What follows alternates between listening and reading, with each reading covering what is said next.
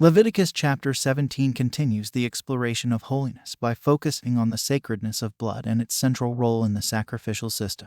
The chapter serves as a vital link between the sacrificial rites outlined in previous chapters and the everyday lives of the Israelites, establishing clear rules about the consumption of blood and the proper place for slaughtering animals.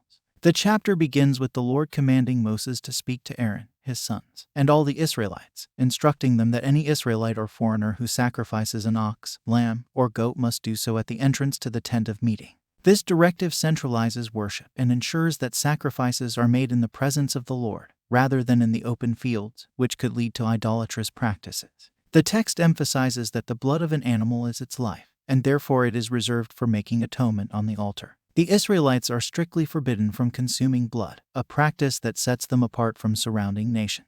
The blood represents life given by God, and thus it is to be treated with utmost respect and used exclusively for atonement purposes.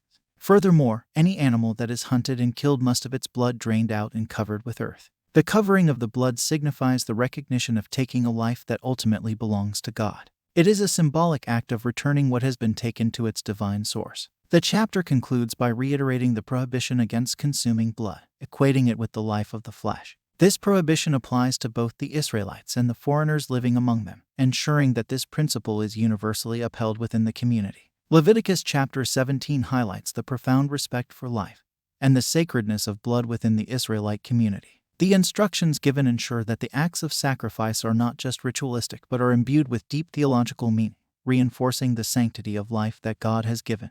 The chapter teaches that life is a gift from God, and blood, as the carrier of life, is not to be used frivolously, but is to be revered as a means of atonement and reconciliation with God. It serves as a reminder that all life belongs to the Creator, and that the community is to live in a way that honors this fundamental truth.